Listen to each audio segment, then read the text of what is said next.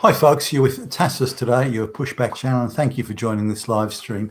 In this essay, I'd like to talk about the new CEO of Twitter, and actually I haven't got his name in front of me, the Indian guy. I'm going to have to call him for the moment. Now, the Indian national media, who, by the way, are very nationalistic. They'll put shit on anyone else, but not on their own country. It'd be nice to see some of that in the West, maybe sometimes. And they've got much less to crow about. I mean, their nation is nearly 1.4 billion people, billion with a B, and it's a basket case, an absolute poor shithole basket case. But there they are, crying about how good they are. To give you some idea, depending on whose numbers you look at and whether you sort of cater for local purchasing power, things like that, the Indian economy is about 4.5 times bigger than the Australian economy at the most optimistic, or about 2.2 times or 2.1 times at the bottom end of the various range that you get. So an economy that's either 2 times bigger or 4 times bigger than the Australian economy. Now, the Australian economy has nearly 26 million people, and India has 1.4 billion people, and yet their economy is, let's cut some slack here, let's just go and find a midpoint. Their economy is only 3 times bigger than the Australian economy, and yet they have 1.4 billion people there compared to 26 million. That gives you an idea of what a fucking basket case that place is. But you wouldn't know it from listening to it. And I looked at a few of these news feeds, and it was almost comical, because the fact that this Indian guy, who's I think only 36, 37 years old, something like that, the fact that they've put him in as CEO of Twitter, and I think being CEO of something like Twitter is more like some sort of social justice flag waving gig. It's not like you manage anything or have to make actual business decisions. I think you're just there to make sure that Donald Trump gets censored or something like that. You're not actually there to do any real business work. Now, apparently the guy's got a technical background, and so and there's a lot of folks from India come to the US to do IT sort of work. So I guess that fits in. But the way the Indian media describes it is really the Indians are natural leaders, and they give the gift of their brilliance, their Socratic brilliance and their leadership. They give it to the white folks, those poor dumb fuck white folks. So these Indians are coming over to save the white folks, to give the white folks the gift of their genius, and this is just the latest example of. And so you've got the Sundar Pichai in Google, and you've got this guy in Twitter, and there are other Indians in senior roles around Silicon Valley and so on. And that just goes to show. Silicon Valley wouldn't even exist if it wasn't for these Indians. Seriously. Google nothing would exist. It's all down to these genius Indians that are coming over. Now, some of the news stories said, well, given these guys are such geniuses and they're carrying the Western economy, the white boys will be nothing without this Indian leadership. Why don't they stay in India and set up an Indian Google or Twitter or something like that?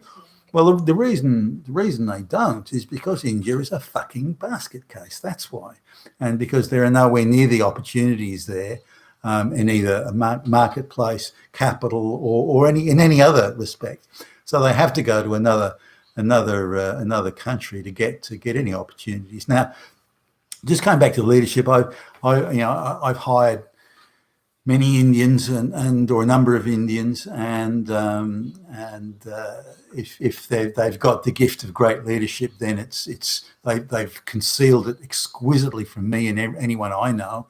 So maybe it's just so discreet and surreptitious and clandestine, this leadership brilliance that they just hide it from people. But it's there. It's there if only you look hard enough.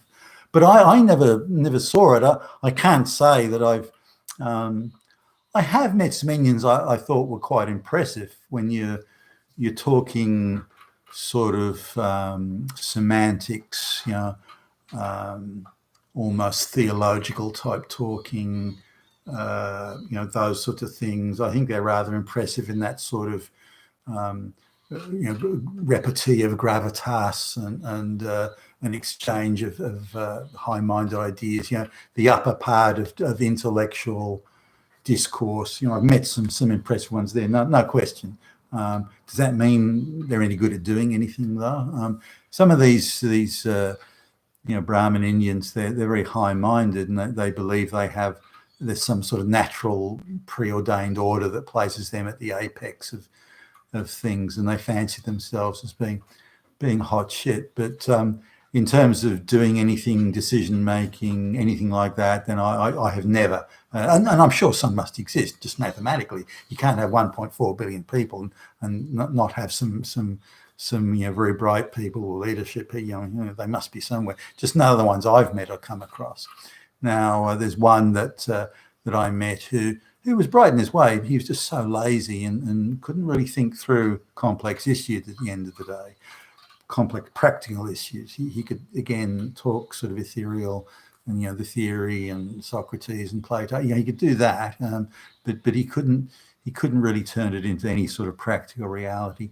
He went on. He was well connected, Brahmin guy, and he went on and as I last I heard anyway, he headed up some company, but it was all a family, tribal class thing. It wasn't anything to do with his actual practical ability. In fact, far from it. So I just haven't met these brilliant Indian people. The programmers and so on that I've hired have never been much chop. Most of them have lied terribly on their CVs about their qualifications and so on. So that, or they've bought a degree at some bullshit university from India and so on. So this so-called ability they have has been quite beyond me. Now, with Indians coming to the West generally, and if they've got the qualifications and experience like anyone else, they should be more than welcome here in the West or wherever they want to go, assuming they have relevant qualifications they want to integrate and assimilate into the local society. Indians do not. As I've mentioned in other videos, even after 150, 160, 170 years of living in the West, the subsequent generations of Indians, even today, are still sending back to the village of their ancestors from 170 years ago, still sending back to the village of their ancestors for husbands and brides. And there's still terrible pressure placed on people through family and wider family. They'll be disowned and they'll be outcast and so on, unless they marry within the genetic pool, the Indian genetic pool. So even marrying another Indian who was born in the West is considered to be very edgy, really edgy. So that's just how tight they are, and so they've got no intention of integrating and believe themselves to be superior in every way, moral, spiritual, and intellectual, and so on. Now, where they derive this from is this caste, this bullshit caste, the Hindu caste structure. So they must derive from that, because, or they look at the very, the sort of the poorest, most intellectually challenged portion of white society and compare themselves to that. So we're better than that. So. But I've noticed even Indian businesses here that they will only employ other Indians. They'll employ some blonde, pale blonde girl with blue eyes, very working class from the housing projects or something. They employ her to be a fetch and carry flunky and that type of thing, bit of eye candy for the brown boys and so on. But they don't employ white people when they have. Anyone doing work for them in any other business or anything, they go to other Indians to do it, and it's considered to be a badge of a credential of high-powered managerial expertise if you can screw over a whitey. You don't do this to your own people or your own tribe, your own family, but it's fair game. Whitey's a fair game in that respect to screw over, and I've experienced that firsthand a number of times. So this is how it is. So when the Indian media goes into hyperdrive about how fucking brilliant they are and all this sort of thing, that's absolute nonsense. I just can't believe that they live in some sort of state of delusion, and it's quite beyond me how they managed to get there. You've been with Tastus today at your Pushback channel, and thank you for listening.